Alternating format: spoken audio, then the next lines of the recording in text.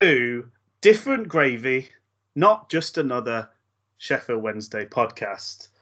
I'm one of the hosts, Richard Miller, and way across the pond and then across quite a bit of landmass again is my co-host, the esteemed and venerable Dr. Luke Gledall. Thank you very much, Rich. It's great to join you. I'm excited. Is that an upgrade for you, sort of title-wise, Doctor? I think so, yeah. I mean, I was looking to have things put letters after my name, but letters before my name work as well. Sure. Yeah. Sounds good. Just maybe next time, Man of Letters. Man of Letters, Luke Gledall. Yes. Yes, here on the sunny beaches of Calgary, Alberta, Canada. Yep. Ready to talk. Beaches. Rich and I used to sit together at S6, have season tickets, and now through the miracles and wonders of technology, and I follow. And now with added extra camera angles for this forthcoming season, I'll have a pitch perfect view of the action home and away. But I don't know if I'm going to get up. I think now that we're doing this podcast, Rich, I'm going to have to get up for the 12 o'clock UK GMT kickoffs, and that's 5 a.m. in the morning here. It's not nice. That's commitment. That's commitment. I don't like it, but we're all committed to our art, and there you go. Yeah. Well, I suppose that's that was the strange thing last season, was a bit of a sea change, that you could actually see Wednesday much more often than I was able to. Maybe for the it's been the hilarity with the timing of all of this. It's been 2 seasons. The first season was, it was the Carvajal-Yoss hybrid season. Oh yes. And a real hangover from the halcyon days of the season previously. Yeah, absolutely. Which was the 16-17 year, with the playoff final heartbreak against Hull. Oh yeah. Well, in a lot of ways, we sort of never got over losing to Hull. But no. But the point I'm saying is, though, I feel like I feel like maybe the point in Wednesday's mildly illustrious post-millennial history, that's maybe one of the better seasons. And unfortunately, I managed to miss that because of the timing of I Follow. But anyway. Yeah. And looks like, we can get on to talk about this a bit more, but maybe it's going to be another hybrid season. Does it count as hybrid? Well, I mean, so we don't really have any particular sort of segments or drops planned out, but just rest assured, people, there will be drops in time. But I sort of loosely wanted to call our a terrible pun based news section "Breaking Hoo-Hoos." Let's get into it. Breaking Hoo-Hoos, ladies and gentlemen. Breaking Hoo-Hoos for a podcast which we'll be doing weekly, possibly fortnightly. Bi-weekly. Yeah. I also want to say, for the record, I don't like the term bi-weekly because it implies that it's twice a week, not actually once every 2 weeks. Oh, I thought it meant that you slept with a man one week and a woman the next. Well, there's that as well. Yeah, that's the. I think it is up there on Urban Dictionary right now. I'll be honest. And if it isn't, then I'll as soon as this call ends, or I can do it while we're talking. Oh, I've made myself chuckle. Sorry about that. Well, obviously, the biggest news Wednesday-wise is Liam Palmer signing on for another 4 years. 4 years. 4 years. It's 3 years, isn't it? It is 3 years. Okay. Which I was slightly surprised at, but should we? Yeah, let's go through the contract renewals. I suppose. Yeah, we're ignoring the Dinnerlady shaped elephant in the room, but yeah, let's. I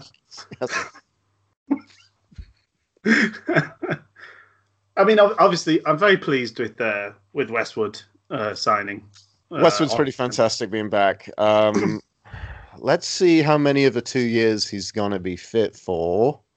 But Yeah, still, I'd much rather have various degrees on the Westwood fitness spectrum, Westwood, than I don't know. I don't know what the other options are. That's the problem. Like, would we? yeah, I don't think Dawson and Wildsmith are anywhere near any kind of first, number one berth. yeah. I mean, they might go on to have wonderful careers, but they're sort of at the point where they should be starting to show the signs now. Really, Yeah, I know people sort of talk about goalkeepers just getting good when they reach 30, but I'm not sure that that's the case anymore. People like Butland and before that Czech and things. I think goalkeepers, just like most other positions, if you're good enough, you get to play at whatever age. because Um, I mean, but yeah, go. we have with Westwood got into a certain area where there's been plenty of times, like pre-match, he's pulled up with something. Yeah, Like it's happened a few times now. Not enough to be like this is a rare occurrence, more like this is something that, periodically happens. And maybe it's probably happening to Kieran at an age where, hey, yeah, he's mid-30s. He's the age that me and you are in. yeah. Yeah, and Sometimes I hurt myself sleeping. oh, that happens to me constantly. Yeah, Yeah, it's just so the fact he's a general living being sedentary causes me to be injured. yeah. So I can't imagine what it's like for someone who's a professional footballer. But I do want to bring up the age because I've previously said Glenn Loovens, he's ancient, and then made the realization that he's my age, basically. That, oh no, I'm actually like 12 days older than Yes. Glenn Loovens. So something along those lines. So I kind of have to I have to be, I have to kind of temper my criticism a little bit. But anyway, Yeah. I'm really glad that, yeah, I'm really glad we've got Westwood. And if it means giving him 2 years, he deserves that to a certain degree. And I think we'll Yeah. get enough mileage out of Westwood to be good for the next couple of seasons. That probably might be him. That might be the end of his Wednesday career when he's gone. But it's been a really good run for someone who's been a free signing. I It's think been fantastic, Yeah, I think we've been pretty lucky generally, goalkeeper wise. We've had a pretty good run of it.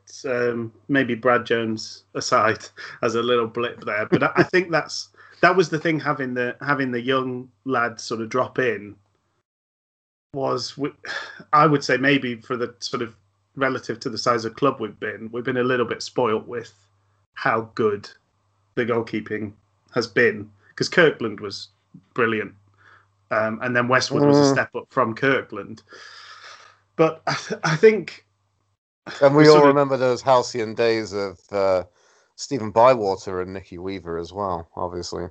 Well, they were pretty good. I mean, They were pretty good. They were pretty good. Bywater couldn't save anything, but he seemed to sort of cast this trance over the defence that it meant he very rarely had to make any saves. And he was still playing till he was like 42 or something. I think he just had that, maybe just a reign of fear. I will not turn around and pass this ball back to Stephen Bywater because he'll kill me in my sleep. Do you remember the video of him early days of Twitter eating ambrosia rice with a toothbrush in his car? I do remember that. It's something that never really leaves you. I don't think it really scars you. Because it's something that, like, it kind of feels in a weird way like it's nails on a chalkboard. It's something that kind of, the texture of everything. Rice pudding is, this runny white poo-poo diarrhea type food, which I've never really got with. I think you can probably tell from my description of rice pudding. I've not really been into it, I'll be honest. And then a toothbrush can be, well, it depends what type of toothbrush, but it's that, yeah, I don't like it. I don't like it. No, much. it was. I mean, it was horrifying. But I think that sort of behaviour, as a defender who is trying to protect that man's goal, I would not want to get on his bad side. I would do Sure. So everything in my power. you want more goalkeepers who just in the midst of the game just like put a raw egg in their mouth and start chomping down? Do you think that strikes the fear in the journeyman strikers of the league and even the elite strikers? Absolutely. Mm-hmm. I should have probably told you before we started recording, but I did manage to secure sponsorship from Ambrosia Rice for this episode, but I've just had a text. They're out. They're out. Like they're done. Being described as poo-poo. That was one of the main things they said. Actually, I should have briefed you. Sorry about that. I should have. I forgot that Ambrosia was so big that they can just tap kind of all Skype calls. Really. Oh yeah. There's a lot of time and effort dedicated to Big Brosia. Big Brosia.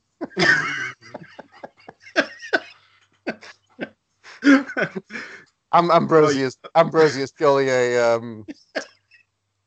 a parent company of Brosia, Big Brosia. Yeah. They're kind of like an arm around the shoulder of the other companies. Oh dear, I just got Big Brosia. That's very good, Rich. I liked it. The jokes where you realize them like 30 seconds later, they're the best, in my opinion. Yeah.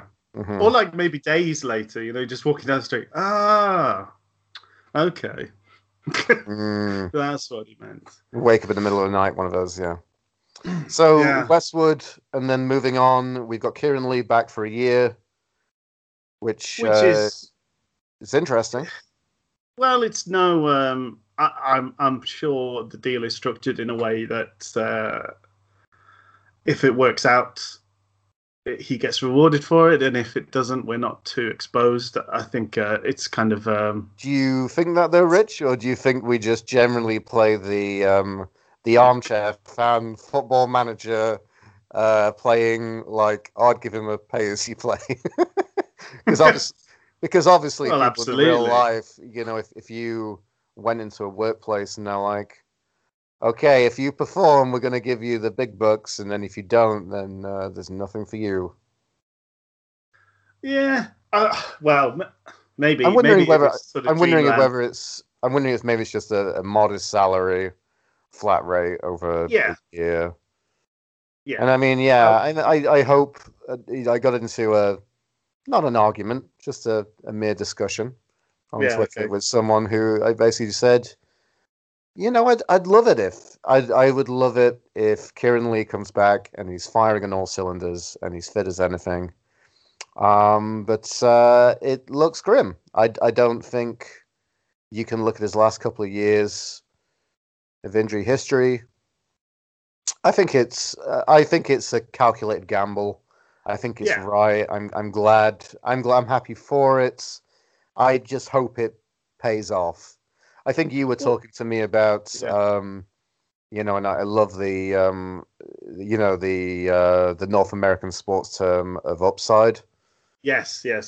But I think I agree with you. I think there is a good upside in relation to this. Yeah, because if he is able to perform anywhere near sort of the height of his powers for even sort of 10 or 15 games this season, that will be a vital contribution for probably not very much in the way of wages.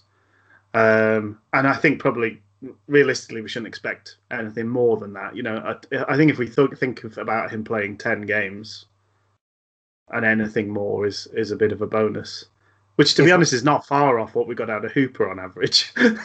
So and we'd still probably look back and think about Hooper and think that was, bar the last year, that was good. It's good business. So no, I've got absolutely no qualms with Kieran Lee getting another chance to prove his fitness. And then Liam Palmer. Longest serving player, and will probably Yeah, is keeping that longest serving player going for another 3 seasons, which is slightly astonishing. Yeah, although I mean, his last he seemed to come on sort of leaps and bounds last year. Whether that's the first time we've had a proper defensive coach, I suspect might be the case. But yeah, again, at the very worst, it's a good squad player because he can fill in quite a few positions. Uh, Unfortunately, I suspect he's going to be a starter almost every week, which is fine. He doesn't generally cause issues. I think he's pretty limited once he gets across the halfway line, unfortunately, and I think having midfield and defensive players that can contribute at the top end is by and large the difference between the very best teams and the ones that don't quite make it. Yes, But completely. Yeah. he's going to put in a kind of 6.5, 7 out of 10 every week. Hopefully, won't make too many errors that lead to goals. Although in the sneak preview of the Lincoln game, he completely went to sleep for their goal. But no, yeah, as I say, I'm pretty happy. I'm happy he's staying, and given the current financial situation, I'm sure he's going to be an absolutely vital signing this summer. Maybe more so than I'd like, ideally, but that's fine. It's not Liam's fault. No, it isn't. The Worksop Express still goes on. We've got some impeccable mileage out of Liam Palmer. Yeah. To think he's come up from the academy and he's a former championship player. Yeah, I think if he went elsewhere, maybe, for like, he kind of has like a Mark Beavers like shaped future elsewhere with other clubs in the Championship League One, and I think that's really good. I think that is something that is kind of achievable for our kind of academy. I guess the fact is we can kind of look back and we can kind of compare against, why aren't we developing the big, huge, multi-million, meal ticket sell on academy players. Yeah. But having someone like Liam Palmer and just a degree of versatility with him as well. Oh yeah. I mean, yes, limited is very much the word, but there is a degree of versatility there, and to have someone like that is good. I'm a little bit surprised at the length of the deal. 3 years is. Yeah. I thought maybe 2 for Liam. Is he 28 now? Is that in my head? I think that sounds about right. I know he's getting on for kind of late 20s. It's surprising to think how long he's been. Yeah, he's been at the club for a long time. I mean, so I guess just to kind of look back at, so me and you had season tickets for 3 years sitting next to each other. Yeah. And then basically it was relegation season from the championship, that middling year in League One, and then the promotion season. And what was it? The game against MK Dons at home, which was Liam Palmer's only goal, or maybe he's scored a second goal since then. Oh, let me just, because I was looking up his age, I can also look up. Yeah, I know, because he's just his only goal. His only goal. Only ever someone who's never been particularly prolific, and I feel like we've had quite a few defenders who haven't been very prolific in that nature. Leuven scored 1 goal in his career at Wednesday. Yeah. Then I seem to remember Jack Hunt only scored once, I think. Yep. And I think Tom Lees doesn't score as many as he should. He attacks the ball really, really well. And he's quite often on the end of set pieces. To the point where it makes me think he might be quite good at them in training, and keeps being the one that we aim for.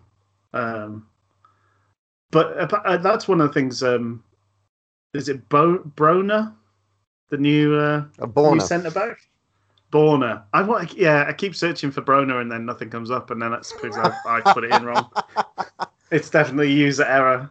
It's not a niche Pornhub search term that you've brought up there, Rich. Just general things for bros. Oh, maybe. Maybe. Or a bronies, maybe. Bronies, yes, related. Some derivation of bronies. Related to the My Little Pony enthusiasts. It could be. Exactly. Could be. But anyway, you're not joining us Borna, yes, Borna. Not joining us for obscure Pornhub search terms. No, you're joining us for cutting-edge analysis of Sheffield Wednesday and their upcoming season.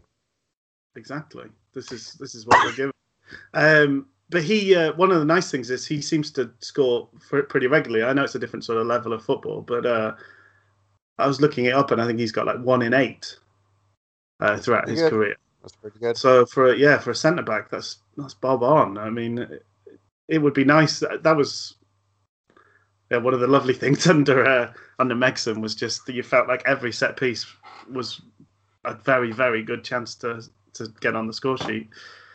Well, it's great having Rob Jones because he just he had that mentality and that was in his locker for his play. Reader was fantastic for that as well. Reader Johnson would he'd go through 5-6 players to get to the ball. He just had a hunger for it.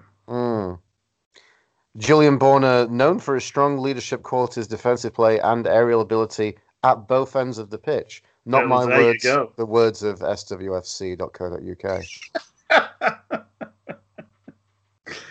Exactly. So I'm actually really excited for Julian Borna. I think he's going to be a really good. I have a feeling that he's going to be really well. I think he's going to be loved by the fans.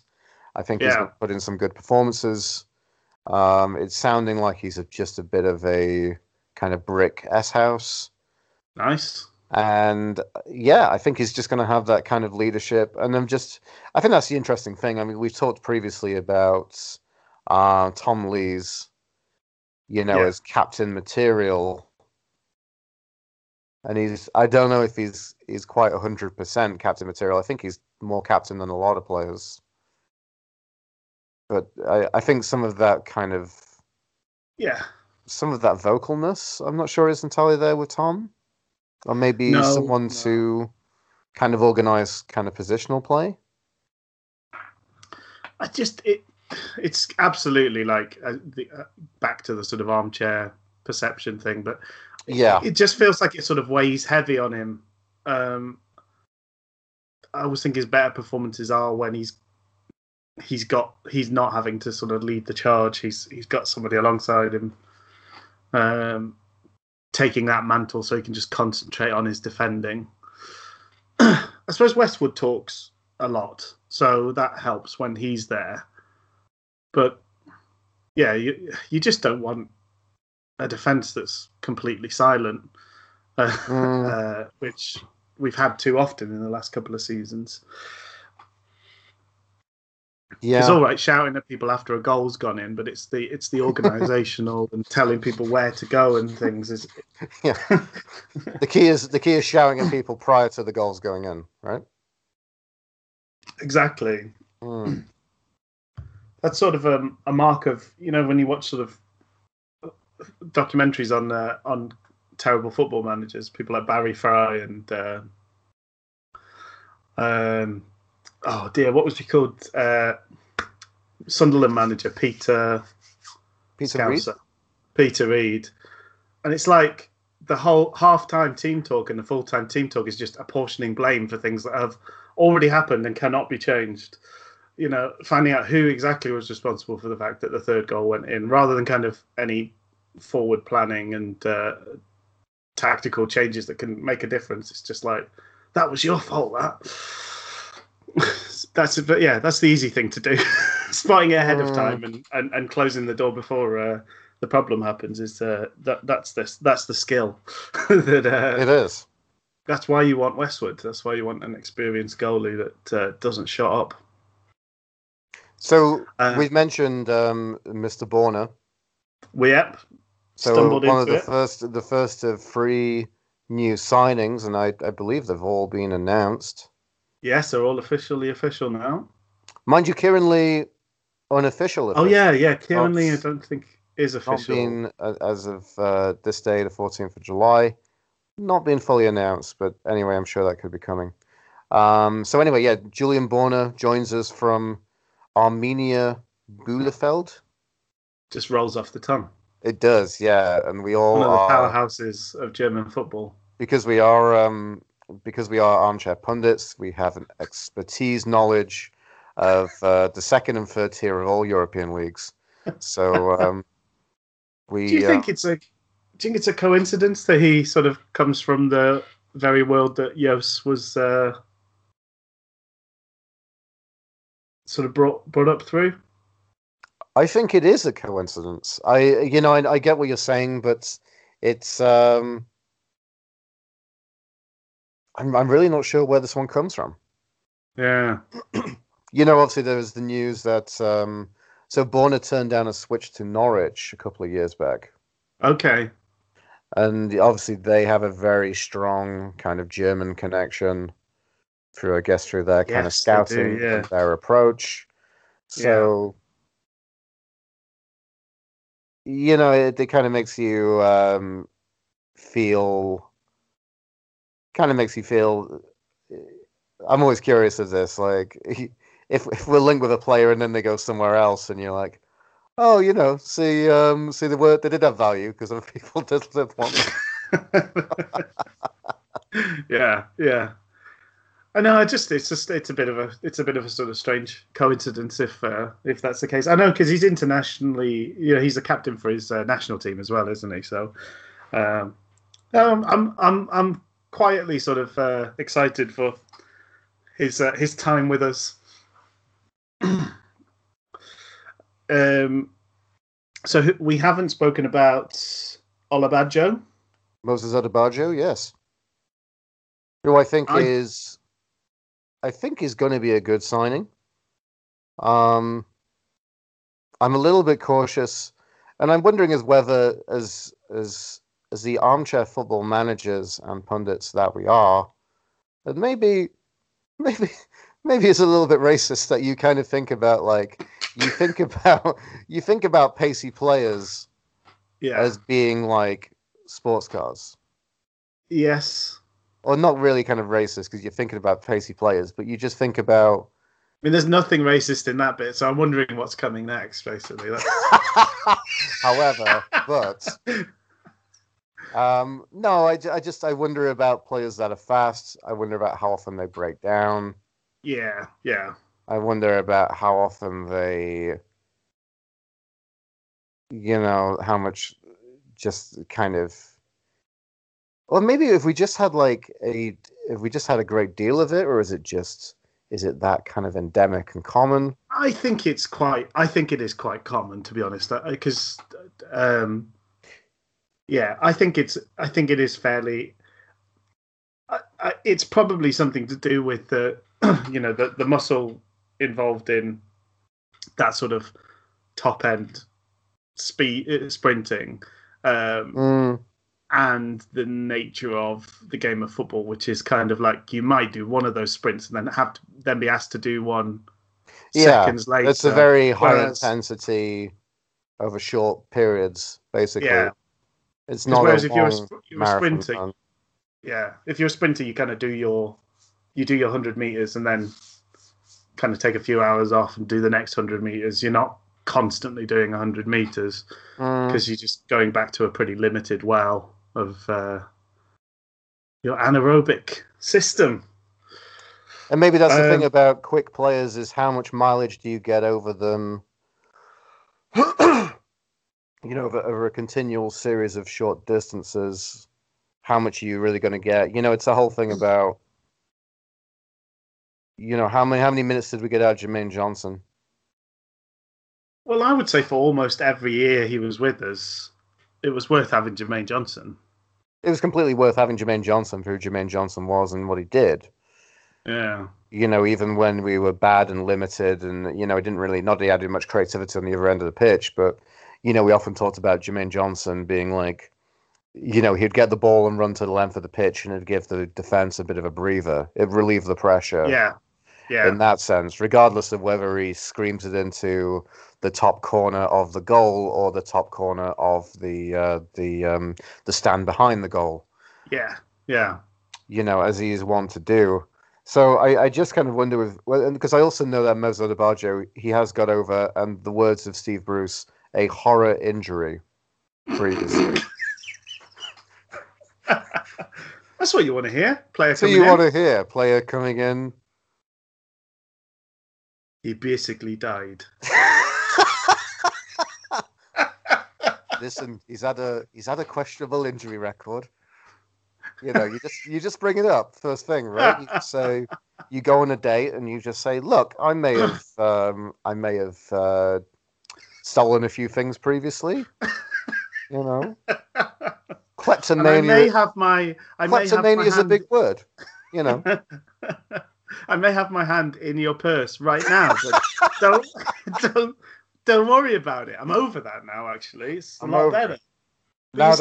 Now, Moses, you can barely walk. No, I'm fine.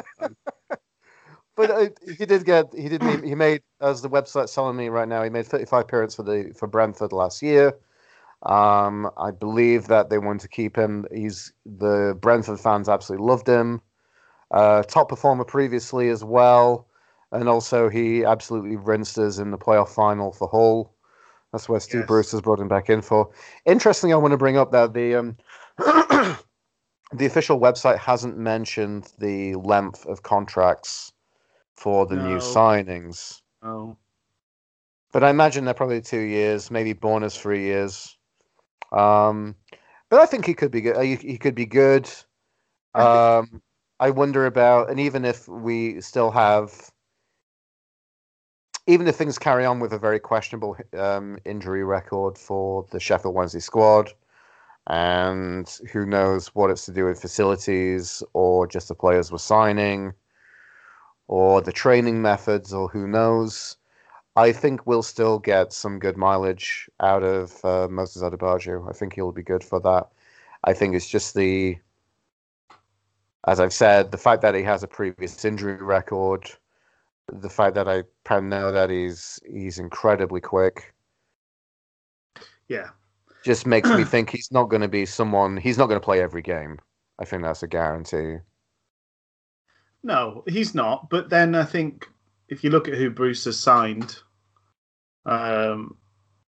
it's pretty much all been about pace. Iorfa is bags of pace. Iorfa's bags of pace. Odebajo's bags of pace. And Harris is quick as well. And then just looking back to previous loan signings with Lazar and Aarons. Yeah. They're both quick as anything. They're just rapid, absolutely rapid players. So I'm glad that we can get onto and talking about the Dinnerlady shaped elephant in the room a bit later. But the one thing I feel like I want to say just about that quickly before we talk about it, much detail later. Okay. The thing I like about Bruce a lot is that I think he kind of recognized. He speaks to us armchair pundits and fans that I think we've seen that there's been a distinct lack of pace in the Wednesday team for the last 3 seasons now. Yeah. It's been the song goes, it's been a long time since rock and roll. It's been a long time since Jeremy Hallan. I think it's our version. Yeah. And Jeremy, then he was the one, and then but the end days where it was just one Jeremy Hallan. Yeah. Matthias. Oh yeah, those were because that was that. Yeah, it was JJ and JH, and then JJ went off, and it was just JH, and then he, JJ had a really disappointing last season, which I think really did proved that it was still the end times for Jermaine Johnson. And that was incredibly sad because I just for a long time, during those dark times, JJ was my favorite player. Absolutely I loved JJ. I don't know. Did I ever tell you about my old an old work colleague of mine used to refer to JJ as a mouse in a bucket. We just don't know what he's going to do. And that was part of the electric potential and excitement of Jermaine Johnson. It's one of the stupidest analogies I've ever heard. I think it's perfect in a weird way. It's brilliant, but it's really silly. So yeah, I feel that's very strong. We miss that pace and we miss that potential. It comes to the point as many times, the fans will look to the bench, as will the manager, to be like, who do we have to change the game? And it's been Jermaine Johnson to come on and potentially do something. Not that he always come on and just, tear the new one, but it's having the hope and potential of someone who is pacey, who can break things up and create something. Even if it's another element of that is creativity. Another element. There's so many different strings to that potential of someone you can bring off the bench. And yeah, I mean, for that reason, I'm really happy with Odubaju coming in. As you can see, I'm a little bit hesitant about his injury record. Yep, and the pronunciation of his name. There's that as well. I feel like I've probably mullered it. I apologize to. No, I think I said to myself, to you, to anyone else who's listening, to Moses Odubaju himself as well. I think, I fell back on Moses because I felt comfortable on that guy. Moses was good. Maybe we'll just call him Moses. We'll pretend that we're on first name basis with with Moses. So I think we should probably talk about the aforementioned Dinnerlady manager. Well, do you want to explain why you call him Dinnerlady manager? It's been well established that he looks like a dinner lady. But that's it. But then let's just finish off with the final signing.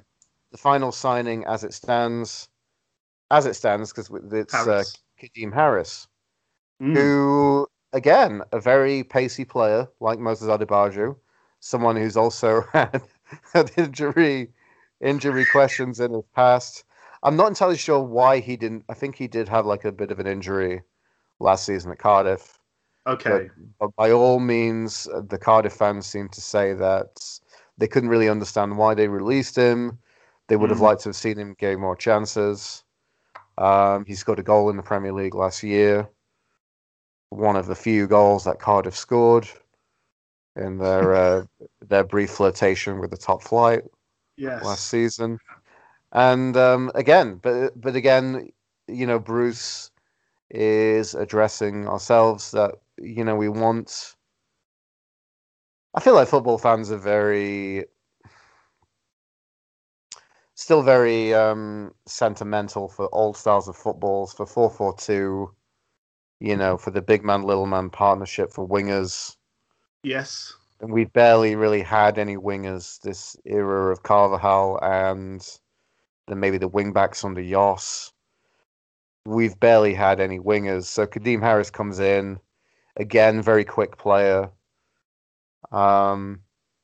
Maybe kind of a little bit similar to Jermaine Johnson in that, I'm not sure if his kind of creativity and his crossing shooting is amazing, but yeah, I honestly know very little about Kadeem Harris to be honest. But I think it's addressing a clear need. I think that a sort of commanding centre back, some pace. Ideally, I'd probably like another fullback, and probably some sort of holding midfielder, and I'd feel pretty good going into the season on that. Yeah, but I don't know how likely those two things are with the sort of concurrent situations of a manager who seems to be halfway out the door and a financial situation that is still not clear, despite the accounts being published. Yeah. So let's talk about our favourite dinner lady. Our favourite dinner lady. Unless there's a dinner lady from your past who you really liked. No, I quite like the Adam Sandler song. Lunch Ladyland. I'm not aware. Hoagies and grinders, navy beans, meatloaf sandwich. It's a classic. But yeah, Steve Bruce. But he's not serving us up a delicious lasagna or pasta dish. He's serving up a real hefty shit sandwich that is called I want to bat my eyelashes at my my boyhood club and go and work for them, even though it's a bit of a shit show, really. And yeah, I wonder what it would be like to work for Mr. Chansiri as a manager. I imagine it would be, in some ways, very good, some ways kind of difficult. And maybe it's more pronounced in some of its difficulties because other kind of I feel like we don't really know much about the personalities of a lot of chairmen, in football. But saying that, Mike Ashley sounds like an absolute car crash. Yeah, I suppose it's one thing we don't know from the outside looking in what was said to Bruce to get him to take this job. But we kind of feel that, and again, it's that great armchair punditry management, but I think it was kind of fairly well known what the limitations would be coming into the job. And I felt that Bruce was, and especially that, so if the inevitable we think happens and that Steve Bruce leaves for Newcastle, we'll be staring down the end of another uninspiring bookmaker's next manager odds list. And there is nothing more uninspiring or depressing in the world than the next manager Sheffield Wednesday list. And we have progressed from days of, I don't know, Nigel Worthington, the equivalent, the sheer ubiquity of Gary Megson being linked until Megson, joined us as manager, and someone like, I know, Steve Cotterill. Steve Cotterill's name always seems to be on there. And who's the chap? Martin Allen? Oh, yeah. There's just these lower league. Because he sort of laughed at a song we sang in a playoff semi-final 10, 15 years ago. Previously, there'd be Peter Reid. I think Ian Holloway's name is going to be there again. But then, yeah, who's... I feel like me and you said, looking at Steve Bruce previously when we brought him into the club, it was very much like, actually looking at some of the names of some of the people who go elsewhere, Steve Bruce is very, very good for what it is. Yeah, I couldn't ever really get excited about Bruce. Although I do know he's kind of become a bit of a specialist of getting people out of the Championship. So that in and of itself is good. The thing, but I think there's a lot of ill feeling towards Carlos Carvalhal now. But for our first manager that wasn't born in the UK, it was a pretty exciting ride. I mean, he was such a charming guy. Yeah. And the football that first season was very good. I know we really let ourselves down on the big stage because it felt like the whole of the football world was kind of pulling for us to win. At Wembley that day. And the people who seemed to least want it were the players on the pitch. But that, that aside, that was a pretty wonderful season to be a Sheffield Wednesday fan. That's what's hard to, when people are so hard towards Carlos now, it's like, yeah, but in the scale of things, I mean, for people like myself who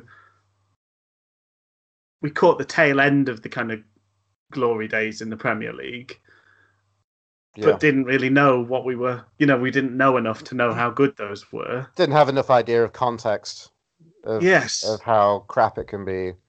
Yeah. So I'd say, yeah. How I'd shilly say anyone kind miserable. of Sorry. yes, yeah. How Had no miserable. idea. How miserable the gift and curse of supporting, Sheffield Wednesday Football Club is. Yeah, had no idea how bad it could feel to draw with Plymouth Argyle on a Tuesday night when you know Were you there they for the game? seemingly didn't have 11 footballers on the pitch, but somehow still contrived to get a point out of us. What is that game prior to the League One promotion stint with Sturrock, maybe a year or two previous to Sturrock, maybe the days of, was it Chris Turner? There's a game at home to, people talk about it on Owls Talk, so I kind of sketched in my memory that way. Even though I was, as I've made clear to you, I was on sabbatical at that time, Yes, um, away from well supporting, earned sabbatical. well-earned sabbatical before I come back to torture myself with some of the stuff we watched under maybe Irvin and that Yeah. sort of Oh. stuff. So there's a game at home. So was it Rushton and Diamonds? Oh yeah. And it was like John Shaw was playing. My Yeah. old my old Uh, fellow my old fellow Abbey Lane teammate John Shaw, who left for, I think he left for intake because they offered him some kit. Basically, they offered him a tracksuit. So that was the key thing to take him away from Abbey Lane, and then fair play to John Shaw coming through the Wednesday Academy and being a non-league goal scoring legend at Gateshead. yeah. So it's a hell of a lot more than I've done in my life. So there we go. But yeah, that period and that game was seen as like the real, that was the nadir Yes. of those times, and like I felt that we kind of saw, through coming back off my sabbatical, and I've seen some pretty bad games and some pretty bad iterations and teams of, Oh you yeah. know, oh, you remember the Irvin game against Yeovil? Yeah. The game, it felt like we just could never. It felt like there was a hoodoo on the Oh players. yeah. So Yeah. they were never going to win that game. The weirdest thing with that game was that Irvin wasn't sacked after that game. That was the weirdest thing. That was pretty weird. Yeah. The way that the players played and reacted was like they personally felt they'd let down their mate Al, Yes. and Yeah. he was going to get the sack, and then he limped on Yeah. for another like 2.5 months somehow. It was, ugh. Yeah, Yeah. but the context of that, so people who are kind of mid-30s and younger, that season under Carlos is pretty much as good as we've seen, or as good as we've been conscious of. Sure. Sure. Exactly. And So, so that was really a treat, and it was quite nice given that kind of boring list of managers that seems to be the same for every single job, to get this guy out of nowhere, and him be seemingly wonderful. I know that sort of all fell apart towards the end. Was really exciting, and I thought with Yos, I was kind of sold on the idea of just getting in a guy that's, he'll tighten us up at the back, and yeah. Yeah. football, like so many things, football teams do tend to yo-yo. You'll have an attacking guy, then a really defensive guy, and those interstitial periods where the overhang from the old manager and the new learnings from the new manager, that they tend to be quite good moments, because they kind of, they still remember how to attack, but now they've got a bit of a defensive guile about them, and then the vice versa. I think part of Carlos doing so well in that first season is Stuart Gray had the whole team drilled to defend like demons. And then Carlos kind of came and said, well, yeah, and you can play football, guys. But they kind of still had Stuart Gray's little voice in their head. I'm trying. What was his thing that he used to say? Oh, no. That's really annoying. He said many, many things, Rich. Was it about tactical periodization? But he used to say... So where basically you say tactically, it's not that time of the month. We all need to get in sync. Like the Spice Girls. When the Spice Girls were touring. Yeah. You time you time the that time of the month that you finish up at Cardiff, and then you take a few days break before you play Birmingham NEC. Yeah, there we go. Was Stuart? But Stuart Gray had a little vocal. He had a little sort of conversational tick. It's really annoying me that I can't think of it. But he would say, he would say as such a lot of the time. Yeah, yeah, Yeah. that was definitely one of them. But so they still had him sort of saying, defend from the front as such, whilst Carlos was telling them to put the meat on the fire and have some fun. So it kind of open the was it close the windows or close all the windows and doors. Close the windows and doors. There was something about trumpets as well, wasn't there? I think there was. Anyway, we've got lost here. We've meandered down. We've got lost. We talked about. We're talking about Steve Bruce. We're talking about his imminent departure from Sheffield Wednesday. So for me, Steve Bruce was one of the boring list of managers. It felt like he was. We'd sort of got our fingers burnt with Yos, and we'd now gone back to the grey men list. But he was the best of the grey men, absolutely. The best of the grey men. I can't wait for He was the greyest and the manliest of all the grey men. I feel that if they're really, and one of the Star journalists made a book about Chris Wilder's promotion season, then you should write a heady novella about Steve Bruce's 4 or 5 months in charge, and it's going to be called Best of the Grey Men. I'm working on it now. Yeah. Alternative titles. The Last Grey Man Whistle Test. I like that one. It's just so this situation though is so Sheffield Wednesday. I know. I'm sure other clubs can add up all these weird occurrences, but we were talking about Hellan. How many people have lost a player to Islamism? Religion, yeah. Yeah, he decided he loved Muhammad more than Wednesday, and picked up his coat and left. And then with Bruce taking his holiday, I know we all we all sympathise with the situation, and everybody got angry at the journalists on the telly for questioning it, but it was weird. It was a weird thing to do. I've never known a manager go yeah, we'll take that job in a month and a half. Yeah. It's never happened before, to my knowledge. No.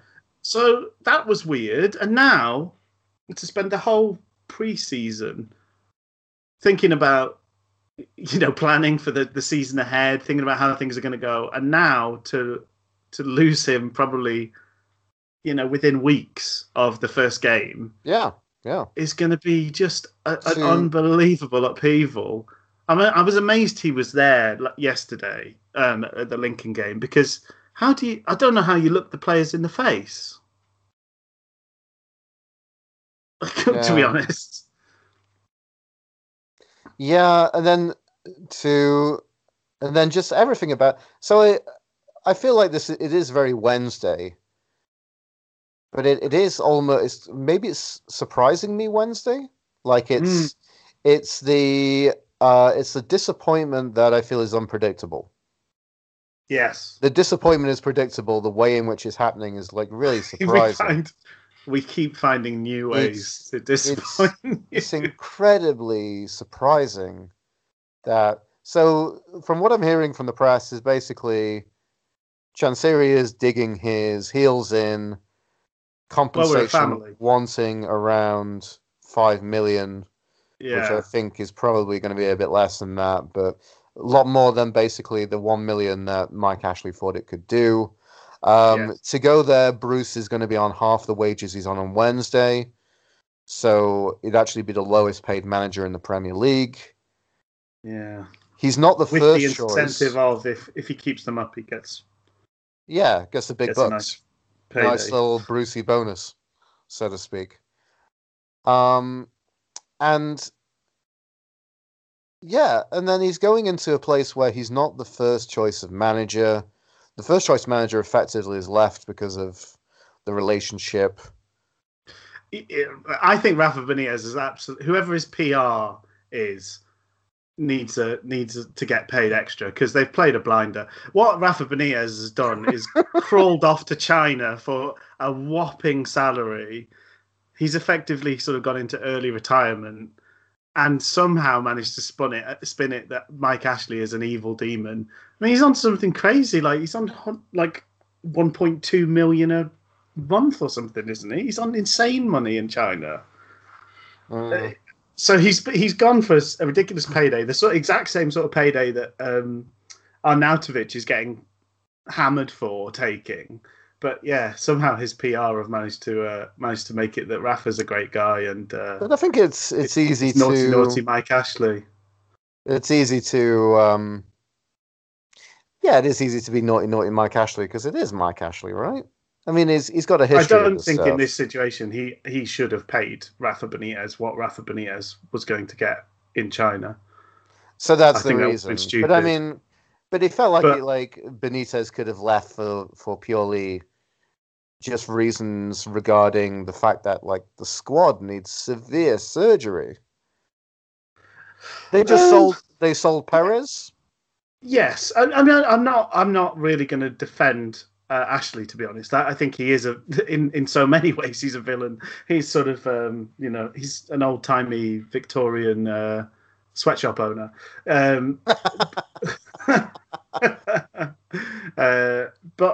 But I do think with this, it would have been ridiculous to pay Rafa Benitez what he's being paid to go to China. Sure. And as they call it, sports wash the regime there. It's not something he would have countenanced. And I think Rafa knew that offer was there in January and has kind of laid the pieces in place so that he can take the whacking great payday, sell his soul, but make it look like he's actually a great guy and a wonderful Geordie at heart. But still, yeah, I mean, Mike Ashley's a prick as well, so fair enough. Yeah, but then basically, like from what I understand, and I'll try not to spend too much time talking about Newcastle, but so they used to have Alan Carr's dad, Graham Carr, who was the super scout, who was the one who'd find all these French jewels. Yes, he would go find these. These footballing gods from the French Riviera, and buy them for an invisible transfer fee, and then they'd come to the Northeast Wonderland, Geordie Wonderland, Newcastle, make a name for themselves, and then Ashley could flog them on for the mega bucks. Could sell them to Tottenham for £20 million. Exactly, that type of stuff, and that's gone. And then, but they really just nailed on for relegation. I don't know. So Rondon's going elsewhere, or Rondon's not going back. Perez is gone. Yeah. Like if you look at them from a kind of, and there's really just not a great deal of. Was it Longstaff looking to go to Man U?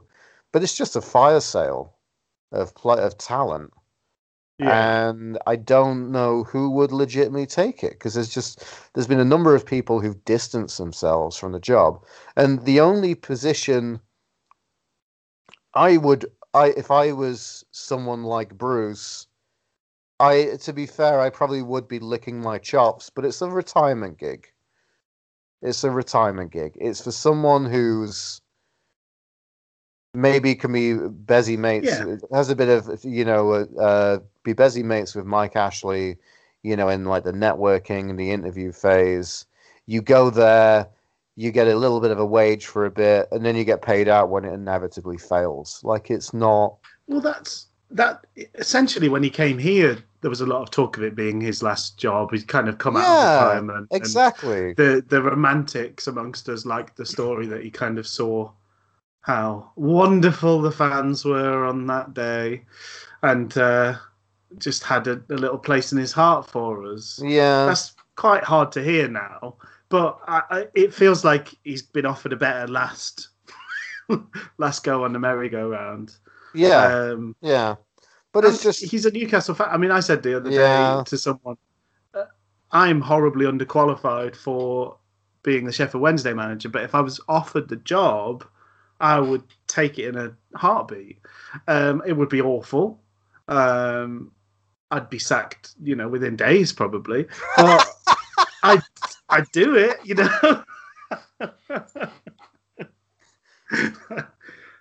First training session, I think the players might be ringing the alarm bell. Maybe so. Maybe so. Can I be your head of sports science, Rich? Yes, you could be. And then there'll be like an in-depth interview with me on the website, and I'll be like, "Look, the players, they can't eat chips all the time.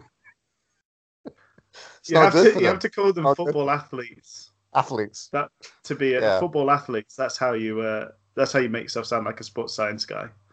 And I'd be like, chips, look, it's potato, it's carbohydrates. Should make them have lots of energy. But, look, what I found out is I have a big plate of chips, and I'm a bit tired.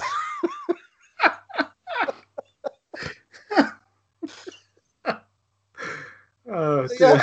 Yeah, I know. So I probably would. The more I can. If you're flagging a bit, lads, Lucozade. Have some Lucozade, bloody. Says you last 30% longer. So, use your 100% in the first hour. Take a Lucozade.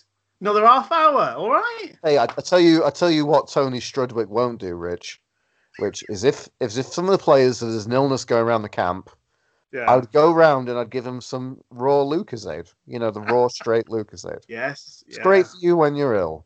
There you go. Yeah. Sports science tips on different gravy, not just another Sheffield Wednesday podcast. So the thing I wanted to say was, I guess, and Bruce has had like a history of this. I shouldn't be surprised to say to you, Rich, like, oh, he's a mercenary, absolutely. I know it shouldn't be like, so Rich, I lent £20 to our friend Judas Iscariot the other day. He's only gone and not paid me back. It's the same thing with Bruce. We know who he is. We know what he's like. So I think that's harsh on Judas, because Judas did what he took the money, but he did what he said he was going to do. I think Steve Bruce is markedly worse than Judas. Wow. That's my hot take. Brilliant. They should rewrite. Oh, so go on. Should rewrite Julius Caesar, and it should be at Bruce. I think that'd be a nice suggestion. I think that'd be good. A modern day retelling of Julius Caesar, based on the internal workings of the Sheffield Wednesday boardroom. The hilarious thing is, I also want to think is, like, this is so unpredictable that it's such a car crash of a football club, Newcastle United, that this is the thing that looks to derail our season.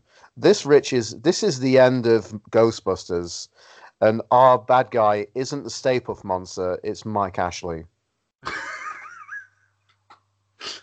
It's a northeast pincer movement with Gibson and Ashley. The northeast pincer movement.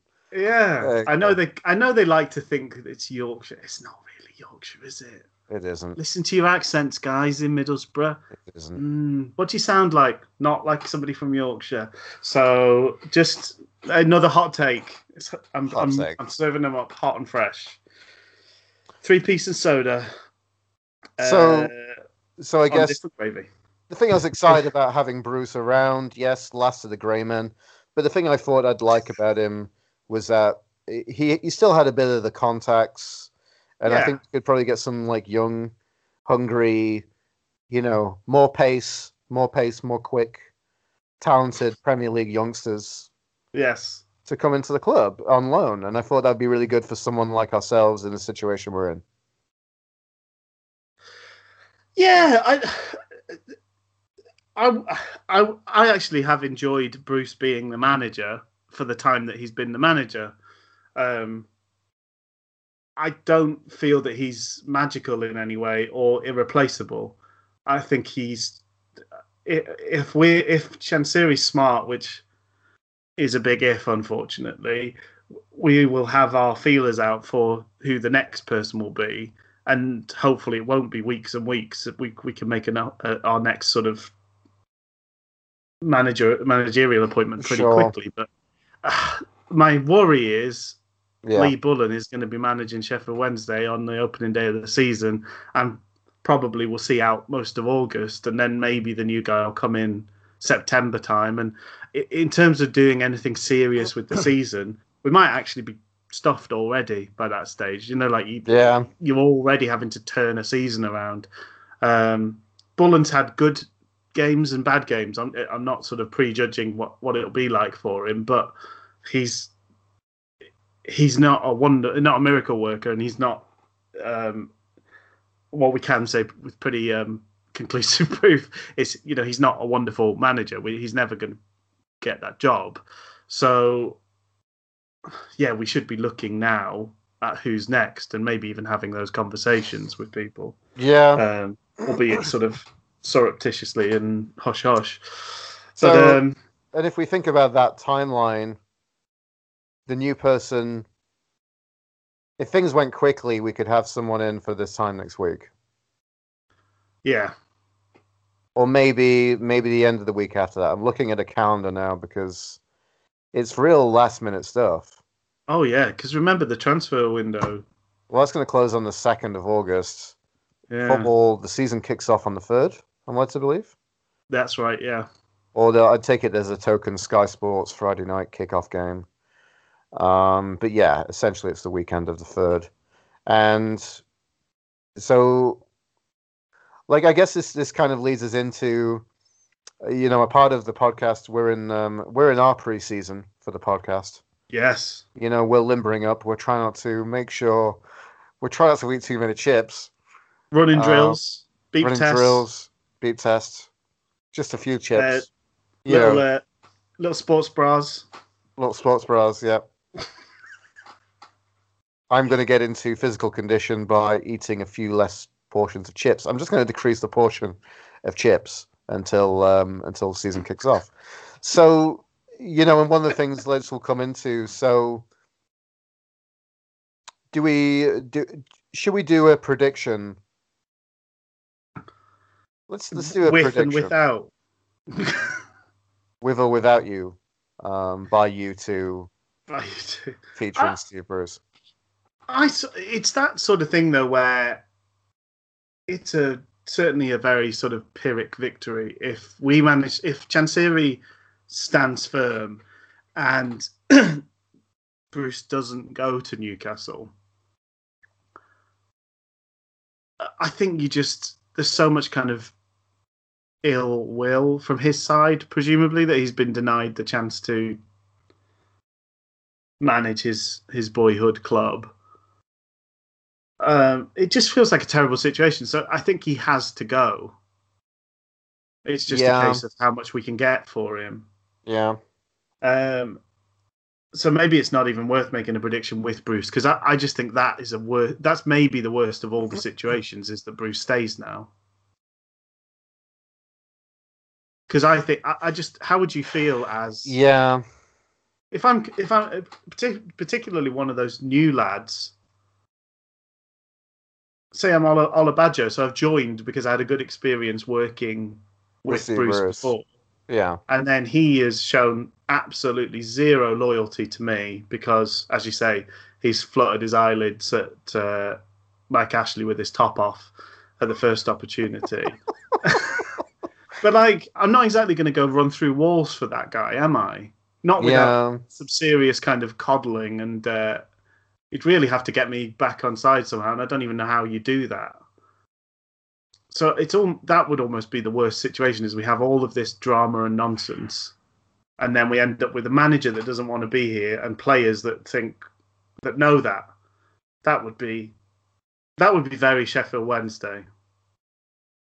That we end up sacking the guy and costing ourselves money when we could have made some money from appointing him. Because there are weird things, you think about it a bit like a workplace. You think about there's people who come in to work for certain people, like Moses Adebayo has probably done. And Yeah. then you think about people like maybe your Tom Lees or your Barry Bannons of the world, who are a bit like, I just come here and do what I do, you know? Yes. Yeah. But, I think about it's just such a level of disruption to preseason, to the forthcoming season.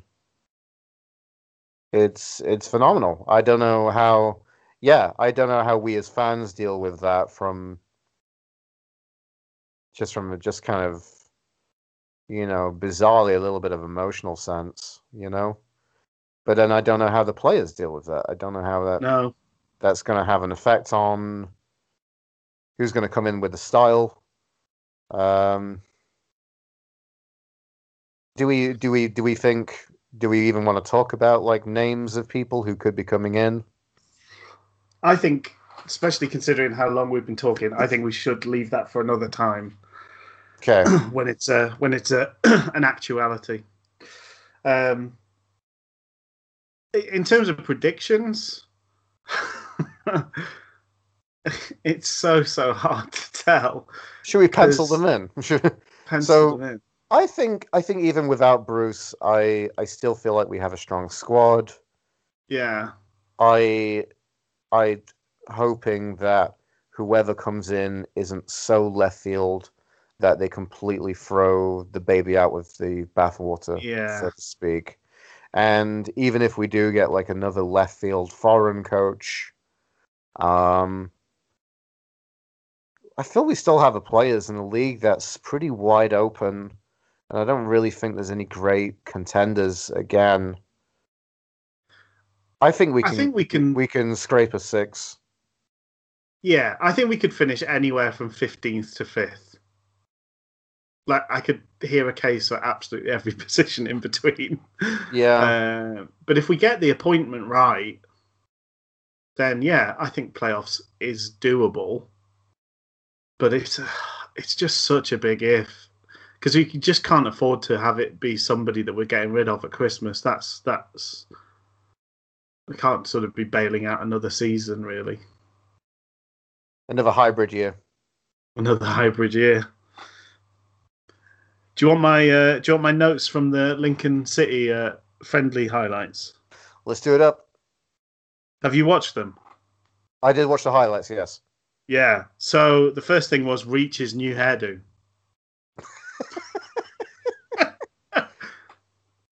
It's This something. is it is something. It is something to talk about. It is something. The young Steve McLaren, Adam Reach, Yes. maybe more And going football for, ability than Steve going for McLaren. kind of Who a knows? going for kind of a Luka Modric, Yes. kind of greasy bob with the hairband. That's the hairdo, not a new nickname for him. Greasy Bob. Greasy Adam Greasy Bob Reach. I love it. Bob. But then sticking with Reach, just nice to see that he looked so much better than League One players. Like every clip was basically Adam Reach knocking the mickey out of Lincoln City players. Or every clip going forward, he was letting it roll through his legs. He was taking on people.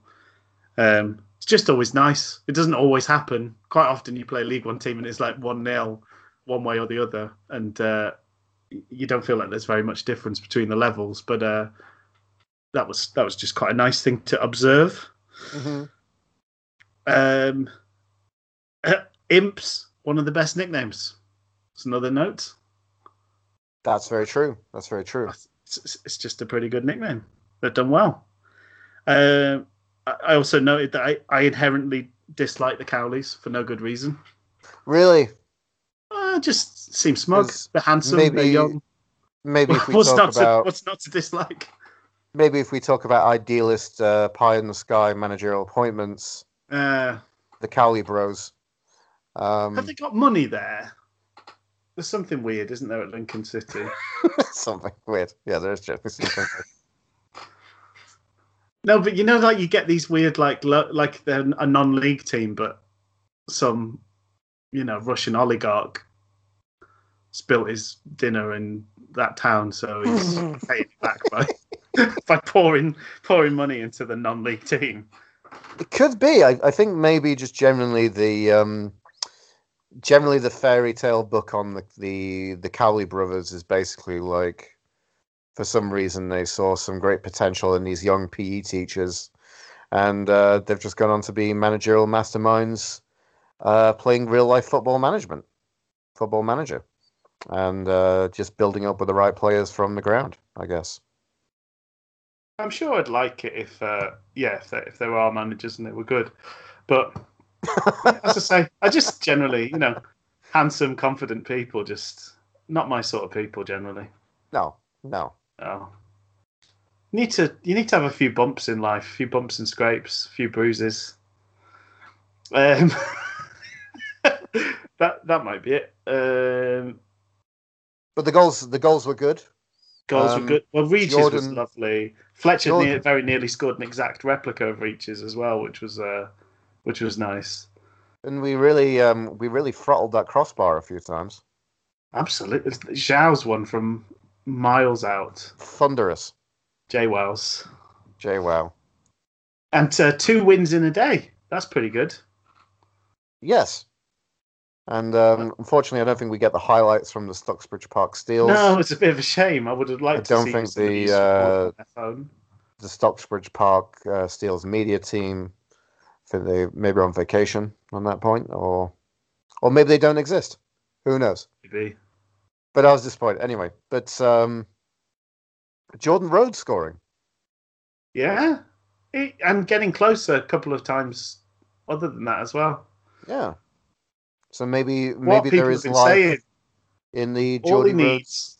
All he needs is supply and a League 2 coming up to League 1 defence, and he is a goal scorer, born goal scorer. There we go. If only the our opposing championship teams are aspiring to have their defence of that standard. We'll be unbeatable. Jordan Rhodes, 30 goals a season. Well, we can only hope. That's a weird one that Norwich want to spend money. They must just have too much money.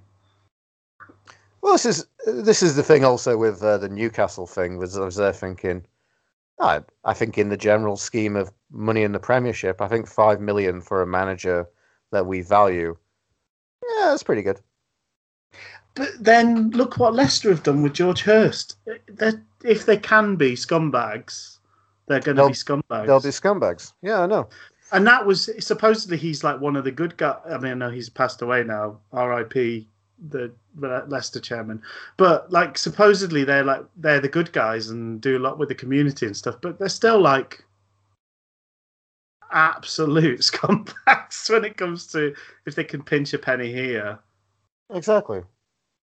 There's just no good reason for doing what they've done with George Hurst. And similarly with Newcastle, like if you don't make the sort of money that he's made in his life, Ashley, without squeezing every single penny until it hurts. And then Chansiri, the club is a family and we don't sell our children, or whatever the quote was. So our enormous grey dinner lady, it's going to cost a pretty penny. It's a great lasagna. And the mash has very few lumps. Still lumps. He's a dinner lady after all. It's not your mom. But only a few. Steve Judas, only a few lumps, Bruce. And by means of wrapping things up, he offers a choice of different gravies to go on your spuds. Yes. And we are a different gravy. Yeah. Are we not, Rich? We are different gravy. Okay. I think we should wrap it up. Let's do it up. We'll be back with another exciting episode sooner than you could possibly know. Awesome. There might be a website and social media but there's not now.